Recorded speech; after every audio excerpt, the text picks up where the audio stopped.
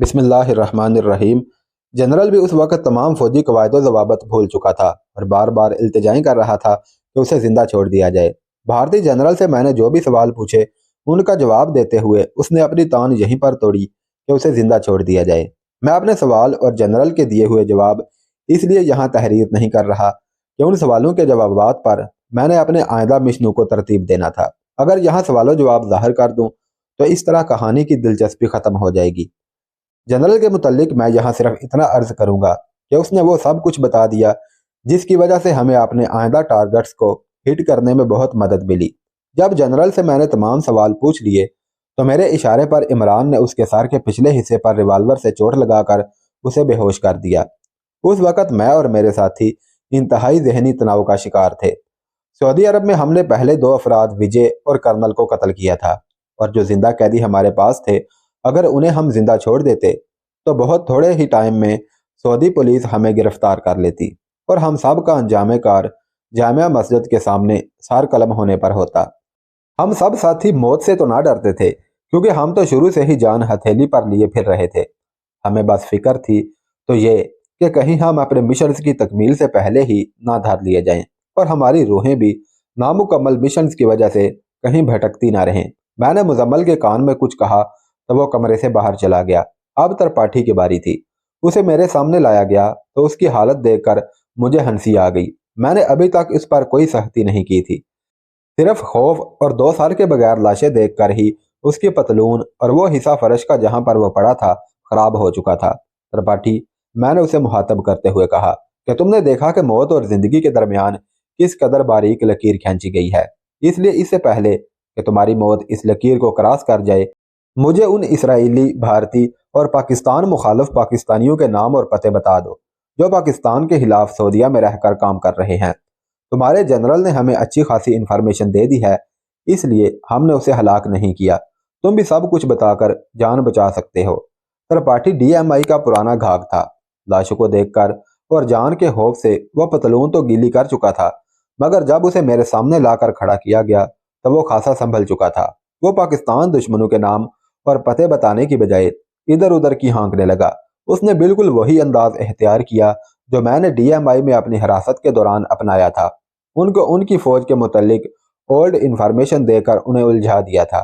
त्रिपाठी ने भी मुझे पाकिस्तान के अंदरूनी सियासी हालात और मार्शल लॉ लगने के बाद के मुल्की और अवामी हालात बताकर सुलझाने की कोशिश की। मेरे डीएमआई की हिरासत में लगाए गए जख्म फिर से रिसने लगे और उनमें वही दर्द उठने लगा जो तशद्दुद सहते हुए मुझे होता था। मैंने त्रिपाठी को कहा कि तुम यूं नहीं मानोगे। तुम्हें जब तक उस तशद्दुद का थोड़ा सा जायका ना चखा दिया जाए जो तुम लोगों ने मुझ पर किया था, तुम्हारी जुबान सच्चाई नहीं उगलेगी। मैंने इमरान को कहा कि इसका मुंह अच्छी तरह बांध दो ताकि उसकी आवाज़ ना निकल सके। इधर मैंने कैसर को कहा कि टेबल लैंप की बिजली की तारों को निकालकर नेगेटिव और पॉजिटिव तारों को थोड़ा थोड़ा नंगा कर लो। अभी कैसर ने तारे निकाली भी नहीं थी कि त्रिपाठी की कुव्वत मुदाफियत जवाब दे गई। वह मुंह बंद होने के बावजूद चीख उठा, मैं सब कुछ बताने के लिए तैयार हूँ, मुझे सिर्फ एक मौका दो। उस वक़्त मेरी हिवानियत और डीएमआई के मुझ पर किए गए तशद्दुद का बदला लेने की ख्वाहिश अरूज पर थी, जिसको मैंने बड़ी मुश्किल से काबू करते हुए त्रिपाठी से कहा कि फौरन बोलना शुरू कर दो। त्रिपाठी चूंकि डीएमआई के इजाद करदा वहशियाने तशद्दुद अपनी आंखों से देख चुका था, लिहाजा उसने बोलना शुरू कर दिया और उन इसराइली एजेंटों जो अमेरिकन पासपोर्ट पर सऊदी अरब में पाकिस्तान के खिलाफ काम कर रहे थे, उनके नाम और पते बताना शुरू कर दिए। अमेरिकी पासपोर्ट पर मजहब नहीं लिखा होता, लिहाजा ये यहूदी जिन्हें उस वक़्त अमेरिकी वज़ीर खारजा हेनरी कैसिंजर, जो खुद भी एक मुतअस्सब यहूदी था, उसकी इमा और मदद से अमेरिकी पासपोर्टों पर अमेरिकन बनकर सऊदी अरब में दंदनाते फिर रहे थे। त्रिपाठी ने मुझे उन यहूदियों के नाम और पते बताए जो अमेरिकन पासपोर्ट पर सऊदीया में मुख्तलिफ जगहों पर काम कर रहे थे और सब मोसाद के एजेंट थे। इसके अलावा उन भारतीयों के नाम पते भी दिए जो दरअसल एजेंसियों के पेरोल पर काम कर रहे थे और उनके ज़िम्मे ये काम थे। अव्वल, सऊदी अवाम और हुकूमत को पाकिस्तान से मुतनफ़र करें। नंबर 2, पाकिस्तान से दरामद शुदा आला क्वालिटी की अशिया मसलन चावल, कपड़े, फ्रूट को भारतीय कम दर्जे की अशिया से बदल कर पाकिस्तानी दरामदी अशिया को कम तर और ख़राब जबकि भारतीय अशिया को आला साबित करना था और पाकिस्तानी काम करने वालों के खिलाफ झूठी शिकायत करके ان کو गिरफ्तार करवाएं और सजा भुगतने के बाद उनको पाकिस्तान डिपोर्ट करवाएं। इस काम में गद्दार पाकिस्तानी भी भारतीय पेरोल पर काम कर रहे थे। मुझे त्रिपाठी की बातों पर यकीन नहीं आया तो वो कहने लगा, इन सब के तो नहीं, मगर कुछ के नाम और पते मेरी डायरी में दर्ज हैं जो आपने मेरी जेब से निकाली है, और एक बड़ी डायरी मेरे इस सूटकेस में है जो मेरे कमरे में है। मेरी बातों की ये दोनों डायरियां तस्दीक कर देंगी। हम आज रात से इतने मसरूफ थे और जहनी तनाव का शिकार थे कि हमें ख्याल ही न रहा कि त्रिपाठी जनरल, कर्नल और टाटा का इंजीनियर भी इसी होटल में ठहरे हुए हैं और उनके सामान से हमें खासा मवाद मिल सकता है। उन सब के कमरों की चाबियां रिसेप्शन पर थीं और रिसेप्शन पर जाकर चाबियां लेने का तो सवाल ही पैदा नहीं होता था। मैंने हाउस फोन पर रिसेप्शन वालों को कहा कि विजय कुमार कह रहा है कि काम हो गया है, और उन चारों के नाम लेकर कहा कि उनके कमरों की चाबियां मेरे कमरे में वेटर के हाथ भेज दें। रिसेप्शन वाले ने कुछ पूछना चाहा तो मैंने कहा कि अगर 5 मिनट में चाबियां ना पहुंची तो फिर जनरल साहब तुम लोगों से निमट लेंगे। होटल का सारा स्टाफ हिंदू था और सब भारतीय जनरल के इस होटल में ठहरने से वाकिफ थे। चंद मिनट्स बाद ही चाबियां लिए वेटर ने मेरे कमरे के दरवाजे पर दस्तक दी कि कैसर ने थोड़ा सा दरवाज़ा खोला और वेटर से चाबियां ले लीं। हम अभी सोच ही रहे थे कि उनके कमरों में कैसे जाएं कि मुजम्मल, सपना और रज़ी को लेकर कमरे में आ गया। उसने बताया कि रिसेप्शन पर बस एक नाइट शिफ्ट वाला आदमी ऊँग रहा है और कार पार्किंग के करीब दरवाजे पर कोई नहीं है। मैंने मुजम्मल को कहा कि तुम रज़ी और जेसीओ इन चारों के कमरों की तलाशी लेकर उनके सूटकेस उठाकर मेरे कमरे में ले आओ। वो थोड़ी देर में ही सब के सूटकेस उठाए वापस आ गए। हमने जल्दी जल्दी उनके सूटकेस खोले और उन सब की डायरियां और फाइलें और दीगर सामान उनके ही एक सूटकेस में डाला। मैंने माहा को बताया कि एक इसराइली एजेंट भी मौजूद है, तो उसकी आंखों में चमक पैदा हुई और बोली कि इससे तो मैं सब कुछ उगलवा लूंगी। मैंने घड़ी देखी तो सुबह के 4 बज रहे थे। हमें अभी उन गिरफ्तार एजेंटों को भी ठिकाने लगाना था और अपनी जानें बचाकर होटल और फिर बुरैदा से भी निकलना था। मैंने नसों को दबाकर और इमरान ने आहनी मुक्के की मदद से त्रिपाठी, टाटा इंजीनियर और जनरल को ख़त्म किया। माहा के कहने पर मुसाद एजेंट को सर पर चोट मारकर बेहोश कर दिया। इमरान, मुजम्मल और कैसर ने अपना सामान समेटा। यहाँ पर मैंने एक फ़ैसला किया। मैंने कागजात भरा सूटकेस मुजम्मल के हवाले किया और कहा कि इमरान को साथ लेकर वो अभी जद्दा के लिए रवाना हो जाए और वहाँ अशराफिया होटल में ठहरे। अगर 3 रोज़ तक हम ना पहुँच सके तो वो ये कागजात पाकिस्तानी सफारत खाना में फर्स्ट मिलिट्री अटैची के हवाले कर दे। मुजम्मल और इमरान ने मेरी बात मानने से साफ इनकार कर दिया और कहा कि मैं कागजात लेकर निकल जाऊं, जबकि वो बुरैदा के हालात संभाल लेंगे। मैंने उनका जवाब सुनकर कहा कि तुम अपने लीडर की बात ना मानकर डिसिप्लिन की खिलाफ वर्जी कर रहे हो, जिसकी तुम्हें सख्त सजा मिल सकती है। यह मुल्की मफाद का मामला है और इस पर मैं तुम्हारी ज़िंदगी पर अपनी ज़िंदगी को तरजीह नहीं दूंगा। वक्त बहुत कम है, इसलिए मेरे हुक्म की फौरी तामील करो। मुजम्मल ने मजबूर होकर कागजात वाला सूटकेस उठाया। हमने सिर्फ जुबानी एक दूसरे को अलविदा कहा। उनके कमरे से जाने के 10 मिनट बाद मैंने कैसर और रज़ी को कहा कि बेहोश इसराइली को बाजुओं से थामकर पार्किंग तक ले जाएं और उन सब के पीछे हम भी दरवाज़ा लॉक करके गाड़ियों में बैठ गए। घर पहुंचते ही हमने सारा सामान समेटा और मैंने कैसर और माहा और इसराइली जासूस के अलावा बाकी को भी जद्दा उसी होटल में इमरान और मुजम्मल के पास जाने का कहा। सारे साथी भी चले गए। अब हम तीनों इसराइली जासूस के होश में आने का इंतजार कर रहे थे। सुबह की रोशनी फैलने लगी तो कैसर ने मुझे कहा कि पुलिस को यह खबर मिलने के बाद कि फंदक सुलेमान के एक कमरे में इतने खून हो चुके हैं, हमारा बुरादा जैसे शहर से निकलना नामुमकिन हो जाएगा। इसलिए बेहतर यही है कि हम सड़कों की नाकाबंदी से पहले ही शहर से निकल जाएं। अजनबी मुल्क में सड़कों और शहरों से नावाकिफ होने की वजह से हम वाकई खासी बड़ी मुश्किल में गिरफ्तार हो चुके थे। मैंने बेदिली से कैसर को कहा कि किस्मत में जो लिखा है वो तो वाकई होकर रहेगा, मगर अब हमें वाकई शहर से निकल जाना चाहिए। हमने चंद मिनटों में ही अपना सामान गाड़ी में रखा। इसराइली जासूस को भी गाड़ी में डाला। माया और मैं फ्रंट सीट पर बैठ गए, जबकि कैसर को जासूस के साथ पिछली सीट पर बिठा दिया गया। जासूस अभी तक बेहोश था और हम बुरादा से जद्दा जाने वाली सड़क पर हो लिए, लेकिन जल्द ही हमें एहसास हो गया कि इस बड़ी सड़क पर चेकिंग ज़्यादा होगी। मैंने गाड़ी वापस घुमाई और मदीना जाने वाली सड़क पर गाड़ी डाल ली। मेरा दिल कह रहा था कि रहमतुल्लिल आलमीन के इस रहमत भरे शहर में हमें महफूज पनाह गाह ज़रूर मिल जाएगी। मैंने माहौल की खामोशी को तोड़ते हुए माहा को बताया कि हम मदीना शरीफ जा रहे हैं, जिसमें किसी गैर मुस्लिम का दाखिला ममनू है। तुम यहूदी हो, तुम्हारा वहां जाना मुनासिब नहीं।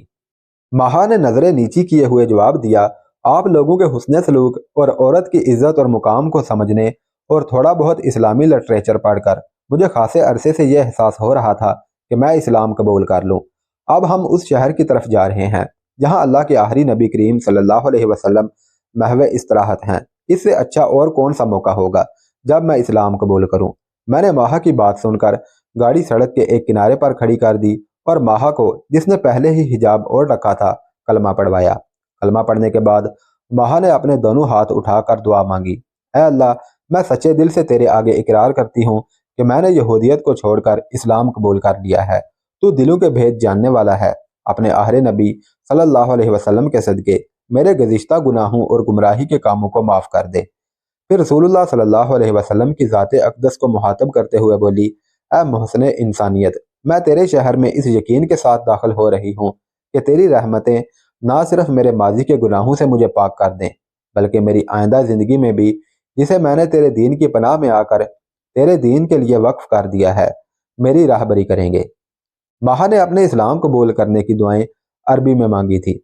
बदकिस्मती से कैसर और मैं अरबी से नाबलद थे, लिहाजा माहा ने अंग्रेजी में उन दुआओं का तर्जुमा सुनाया। मैंने उर्दू में कैसर के सामने बयान कर दिया। हम हैरान थे कि माहा जैसी होदसर लड़की ने यकायक इस्लाम कबूल करने का फैसला और दिल की गहराइयों से निकलने वाली दुआएं और अपने गुनाहों की माफ़ी के लिए ऐसी पुरअसर दुआएं कैसे मांगी।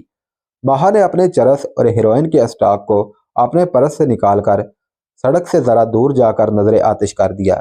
मैं और कैसर उसकी एक एक हरकत को बगौर देख रहे थे। मैंने इस गंदी नशा आवर मंशियात को हमेशा के लिए छोड़ दिया है। माहा ने गाड़ी में बैठते ही हमें कहा। इसराइली एजेंट के जिस्म में होश आने के असरात देखकर माहा ने कहा कि मुझे इसके साथ बैठने दो। मुझे किसी बेहोश इंसान को होश में लाने के लिए महसूस नसें दबाकर होश में लाने की तरबियत दी गई है। आप लोग बिल्कुल खामोश रहेंगे, मैं इसे होश में ले आऊंगी और इससे तमाम राज हासिल कर लूंगी। कैसर मेरे साथ अगली नशिस्त पर आ बैठा। मैंने गाड़ी स्टार्ट की और मेन रोड पर 100 किलोमीटर जाने के बाद एक छोटी और तंग सड़क पर, जो देहातों को मेन रोड से मिलाती थी, उस पर गाड़ी डाल ली। 2 किलोमीटर अंदर जाकर पहाड़ों में एक महफूज जगह देखकर गाड़ी रोक ली। इतनी देर में माहा एजेंट को होश में ला चुकी थी और उसके पाँव भी खोल दिए थे और उसे पानी पिला रही थी। एजेंट होश में आने के बाद हमें आंखें फाड़े देख रहा था। माहा उससे अरबी और इब्रानी में बातें कर रही थी, जिसे वो बड़े गौर से सुन रहा था। मेरे और कैसर के तो कुछ पले नहीं पड़ रहा था। बाद में माहा ने उससे होने वाली सारी गुफ्तगू बताई, जो कुछ यूं थी। माहा ने उस एजेंट को कहा कि तुम एक बहुत बड़े जाल में फंस चुके थे। वो तो मैं जो तुम्हारी निगरानी पर मामूर थी, ऐन वक्त पर पहुंच गई और तुम्हारी जान बच गई, वरना भारतीय जनरल और उसके साथियों के अलावा मिस्री इंजीनियर को जिस बेदर्दी से मौत के घाट उतारा गया, तुम्हारा भी इनके साथ वही हशर होना था। पाकिस्तानी जासूस एजेंसी के पेरोल पर हर कौम और मजहब के लोग हैं। भारतीय जनरल और उसके साथी और मिस्री भी दरअसल उन्हीं के पेरोल पर थे। यह सारा ड्रामा इसराइल से इतनी बड़ी रकम ऐंठने के लिए रचाया गया था।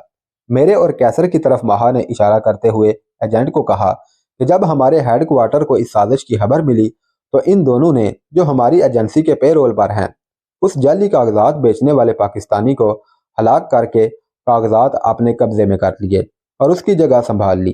चूंकि फंदक सुलेमान में जमा होने वाले भारतीय और तुमने उस जाली कागजात बेचने वाले शख्स को पहले कभी नहीं देखा था, इसलिए आप सब उसको ही असली कागजात फरोख्त करने वाला समझ बैठे। मैं होटल के बाहर नहीं, बल्कि साथ के उस कमरे में थी जहां सौदा तय पा रहा था। जब कागजात का राज खुलने लगा तो भारतीयों और उन दोनों में खूब झड़प हुई। तुम चूंकि अपने आदमी थे, इसलिए इन्होंने तुम्हें बेहोश कर दिया और सारे भारतीयों और मिस्रियों को हलाक करके तुम्हें बेहोशी की हालत में जिंदा सलामत लेकर होटल से भाग गए। माहा की बातों पर एजेंट को एतबार नहीं आ रहा था। माहा ने अपना मुसाद का कार्ड उसे दिखाया और बोली, अगरचे ये बात हमारे इदारे के कानून के खिलाफ है कि किसी को भी अपनी शनाख्त ना करवाई जाए, लेकिन तुम्हारी तसल्ली के लिए मैंने तुम्हें अपनी शनाख्त करवा दी है।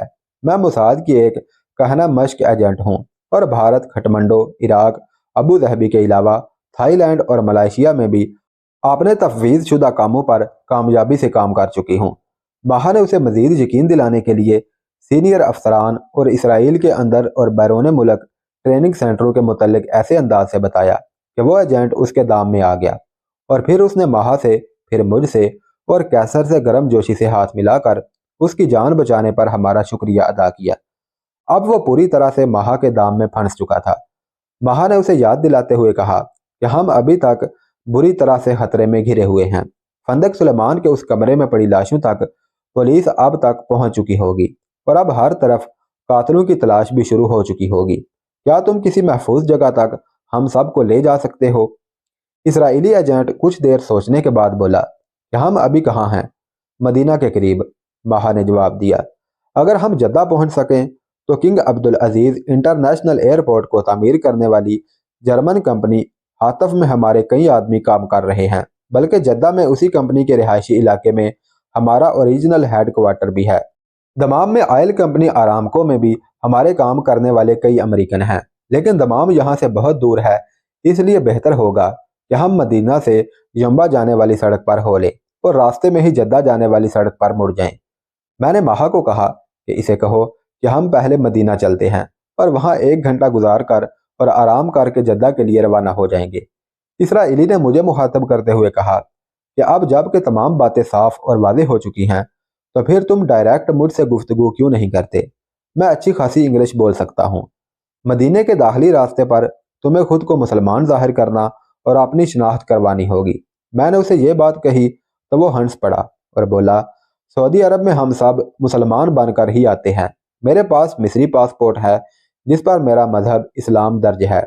ये कहकर वो अपनी जेबें टटोलने लगा तो मैंने उसे कहा कि सब की जेबों में मौजूद हर एक चीज़ निकाल कर हमने सूटकेस में महफूज करके रख दी थी, लेकिन वो सूटकेस लेकर मेरे साथी पहले ही जद्दा जा चुके हैं।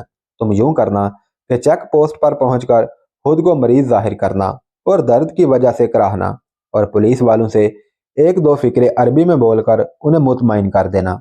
मुझे यकीन है कि इस तरह हम चेक पोस्ट से बआसानी गुजर जाएंगे। मदीने से पहले हर 14 किलोमीटर के फासले पर हर दाखिली रास्ते पर पुलिस चेक पोस्टें हैं जहां गाड़ियों को आहिस्ता कर लिया जाता है। पुलिस वाले अगर किसी गाड़ी को रोकें तो वो रुक जाती है, वरना वो अक्सर गाड़ी को रोके बगैर ही आगे बढ़ने का इशारा कर देते हैं। मुझे बाद में मालूम हुआ कि मक्का में खाना काबा और मदीना में रोज़ा रसूल सल्लल्लाहु अलैहि वसल्लम की तोसीह के लिए जो गैर मुल्की कंपनियां काम कर रही थी उनमें यहूदी और ईसाई भी शामिल थे, जो इस्लामी नामों से उन गैर मुसलमों के लिए ममनुआ शहरों में मुद्दतों काम करते रहे हैं। मदीना में जन्नतुल बकी के करीब पार्किंग में हमने गाड़ी लगाई और पहले कैसर और माहा रोज़ा रसूल सल्लल्लाहु अलैहि वसल्लम की ज़ियारत के लिए गए और मैं इसराइली एजेंट के पास बैठा रहा। वो दोनों वापस लौटे तो मैं चला गया।